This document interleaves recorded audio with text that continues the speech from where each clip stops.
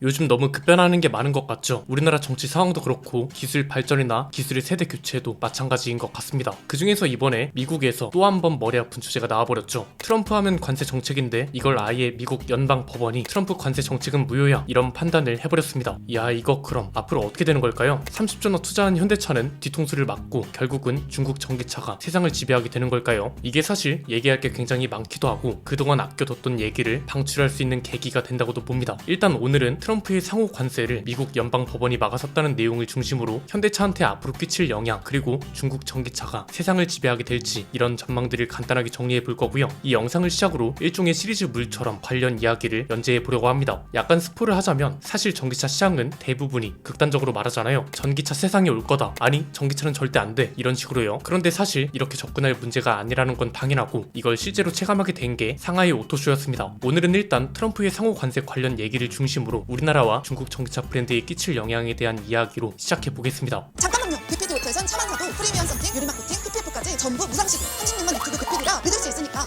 상담만 받아도 매달 수십만 원 절약할 수 있습니다. 비교 견적, 조건가 세트, 차종 추천까지 전화 한 통이면 끝! 자동차 살 땐 DPD 오토 꼭 기억해주세요.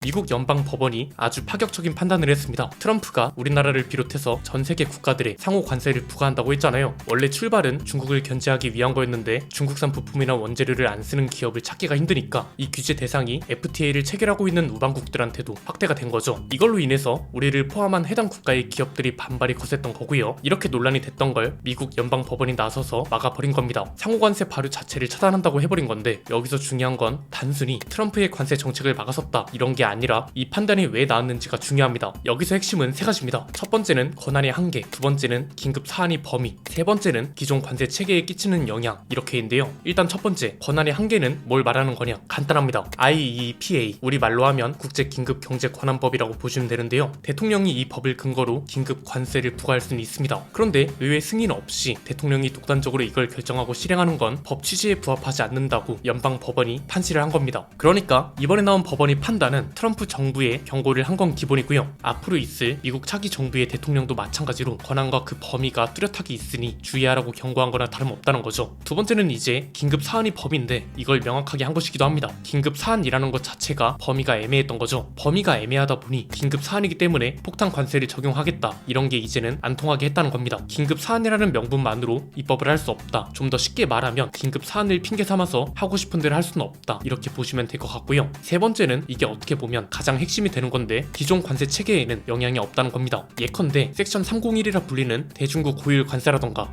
232조 국가안보 관세 같은 건 이미 의회의 승인이나 별도의 법령을 근거로 하고 있을 거잖아요. 그렇기 때문에 이건 여전히 유효하다고 판단한다는 거죠. 그래서 이번 연방 법원의 판단으로 중국산 전기차나 부품에 부과하려던 폭탄 관세도 무효가 된 건데 일단 여기까지 정리된 건 뭔가요? 기존에 중국산 전기차나 부품에 부과되던 25% 관세가 없어지는 건 아닌데 트럼프가 말하던 추가 폭탄 관세는 피할 수 있게 됐다는 거죠. 그럼 앞으로는 어떤 문제가 발생할까요? 그냥 아주 피상적으로 생각하면 현대차를 비롯한 다른 기업들한테 부정적인 영향이 갈 수 있고 결론은 중국 전기차가 미국을 비롯한 자동차 시장을 지배한다 뭐 이런 전개를 생각할 수 있습니다. 이게 반은 맞고 반은 틀리다고 볼 수 있는데 하나씩 보면 이렇습니다. 우선 현대차가 이것 때문에 손해를 보는 게 있을까요? 없다고는 할 수 없습니다. 그런데 단순히 미국한테 뒤통수를 맞았다 이런 것보다도 일종의 보호 장벽이 하나 없어진 거라고 보는 게 더 합리적이겠죠. 그렇잖아요. 어쨌든 중국 전기차는 진입 장벽 자체가 완전히 허물어진 건 아니지만 미국 시장 진입 조건이 완화된 건 사실입니다. 가장 컸던 게 폭탄 관세이기도 하고요. 그런데 이렇게 되면 미국에 공장을 지어서 중국 전기차를 미국 현지에서 생산할 수 있는 가능성도 커진 겁니다. 그럼 현대차를 비롯한 다른 자동차 회사들 입장에선 그나마 기존에는 폭탄 관세 덕에 중국 전기차는 미국 진출을 꿈도 못 꿨는데 이제는 중국 전기차도 미국에서 경쟁해야 할 수도 있다는 거고 이에 따라 글로벌 기업들은 더 치열한 경쟁이 예고된 상태라고도 볼 수 있는 거죠. 다만 여기에는 조건이 하나 붙습니다. 자연스럽게 다음 질문으로 넘어가는데 이걸로 인해서 중국 전기차가 미국 시장을 시작으로 전 세계를 지배할 수 있게 되냐는 겁니다. 일단 단기적으로는 힘들다고 봅니다. 이유는 간단합니다. 이미 미국하고 중국은 도로의 풍경이나 조건이 매우 다른 상태입니다. 그리고 한국은 미국 도로하고 굉장히 닮아 있고요. 이게 무슨 말이냐면 미국하고 중국의 같은 점은 땅덩어리가 엄청나게 크다. 그리고 주행거리가 무지 많다. 이 정도고요. 다른 점은 미국은 내연기관차가 여전히 중심이고 소비도 여전히 많습니다. 그리고 중국은 주요 선진 도시 대부분이 이미 전기차 중심으로 돌아가고 있습니다. 이건 기술 차이라기보다도 문화와 기업 상황 차이에 따른 결과라고 봅니다. 이게 무슨 말이냐면 간단합니다. 미국인들은 내연기관차를 기본적으로 선호할 수밖에 없고요. 중국인들은 전기차를 선호할 수밖에 없습니다. 미국은 내연기관차를 중심으로 성장해왔고 전 세계를 장악해 보기도 한 나라입니다. 자국 기업이 잘하는 분야가 지금으로선 내연기관차니까 자국민들은 이쪽에 더 집중할 수밖에 없고 인프라도 여전히 그럴 수밖에 없는 거죠. 반면에 중국은 어떤가요? 불과 5, 6년 전만 해도 이게 차가 맞나 싶은 것들만 만들었습니다. 그런데 전기차를 본격적으로 만들기 시작한 때부터 전 세계 자동차 시장에서 주목받기 시작하고 해외 진출도 본격적으로 하게 됐고 중국인들 입장에선 이게 일종의 자부심이 된 거죠. 여기도 마찬가지로 자국 기업이 더 잘하는 걸 자국민들은 더 좋아할 수밖에 없고 정부 정책이나 도로 인프라도 그렇게 될 수밖에 없다는 겁니다. 기본적으로 중국은 전기차를 많이 살 수밖에 없습니다. 모든 도시가 그렇진 않지만 대부분의 도시가 전기차 위주로 세팅돼 있습니다. 번호판 발급이 대표적인데 내연기관차는 번호판 발급을 안 해주거나 밀어버립니다. 번호판 발급 비용을 확 올리거나 10년 20년 기다려라 이렇게 해버리니까 전기차를 살 수밖에 없는 거죠. 이래서 지커나 샤오펑 같은 브랜드들은 더 빨리 성장할 수 있었다고 봅니다. 최근에 상하이 오토쇼에 갔을 때 가장 인상 깊었던 브랜드 중 하나가 지커이기도 한데 곧 한국에도 들어온다고 하거든요. 이거랑 관련된 얘기는 따로 영상을 만들어 보고요.